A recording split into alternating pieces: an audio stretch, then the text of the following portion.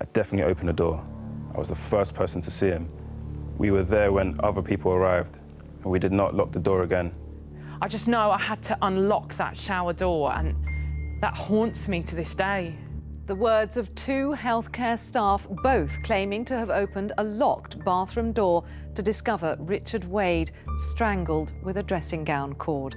These contradictory accounts suggest the door to the room where Richard lay unconscious had to be unlocked twice. It begs the question, was he abandoned for a brief but critical period of time as he lay in desperate need of resuscitation?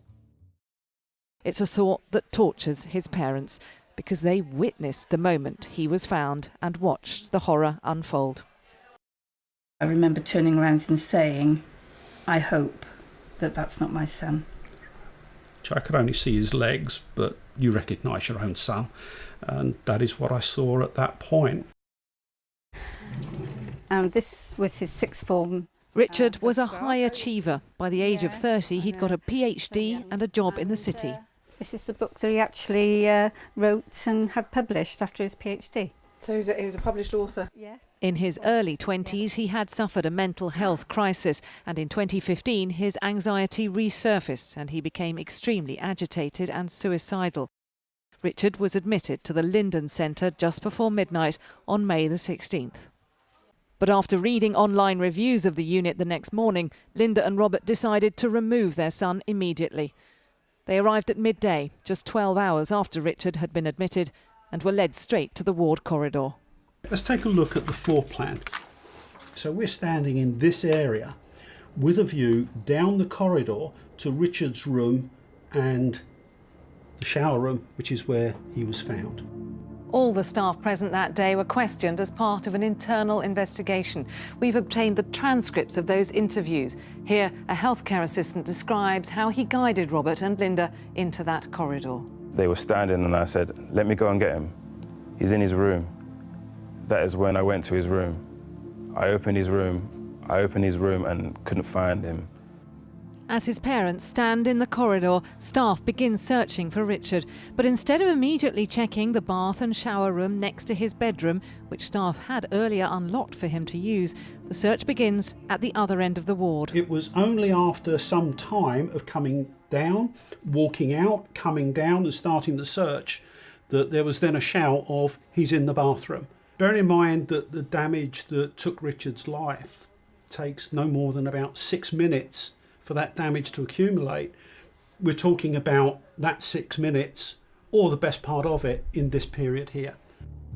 The healthcare assistant and a support worker reach the locked bathroom door together.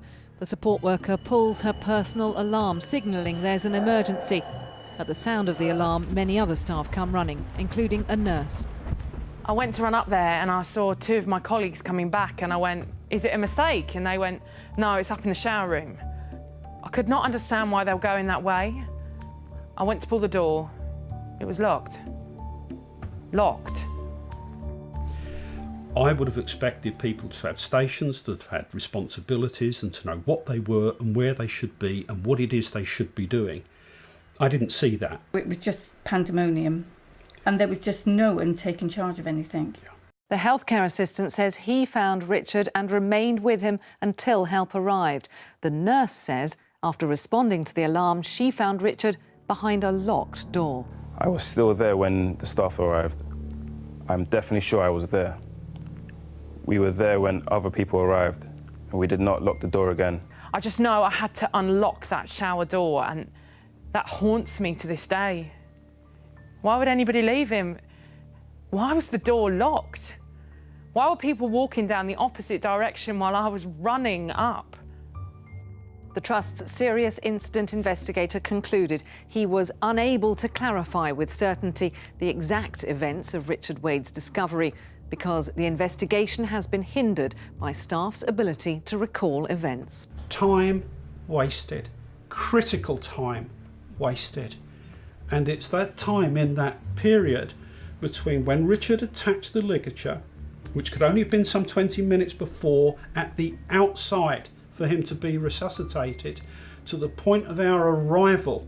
Every moment in that time was critical, and yet there was no process and no effective practice. As Robert and Linda began to piece together what led to the discovery of their son in this bathroom, more worrying failings emerged. The staff weren't aware of just how ill Richard was, so they'd allowed him to keep his dressing gown cord. He used it to take his life. I just packed his bag and I thought he loves his dressing gown. I know that but I'll put that in, that'll make him feel comfortable.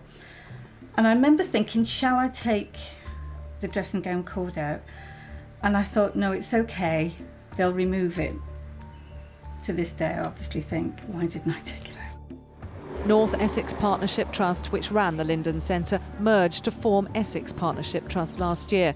They told us the former trust made admissions in regards to the failings in Richard's care, accepting that without them, Richard would not have died when he did. The new trust says it's strengthened its search policy as continuously improving patient safety is its top priority.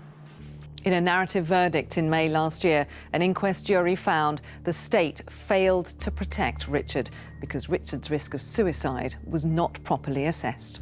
It is a view echoed in the transcripts of the staff who were interviewed. Bloody rope should not have been given to him. We did not know enough. I'm just so angry that the facts were not there. This could have been avoidable. It's the worst thing, I think, a mother, a parent can go through. Inside, there's like a deadness. I don't know how to explain it, except that you know something is missing and will always be missing. But Linda and Robert still hope that somehow they'll learn the complete truth about Richard's death. I miss his humour. I miss his intelligence. I miss his humanity. Most of all, I just miss a damn good friend. He's gone. He's not coming back. But if anything comes out of this, to my mind, it's not a matter of retribution. That has nothing to do with it. Getting things right so that no one else has to sit and go through what we've been through as a family.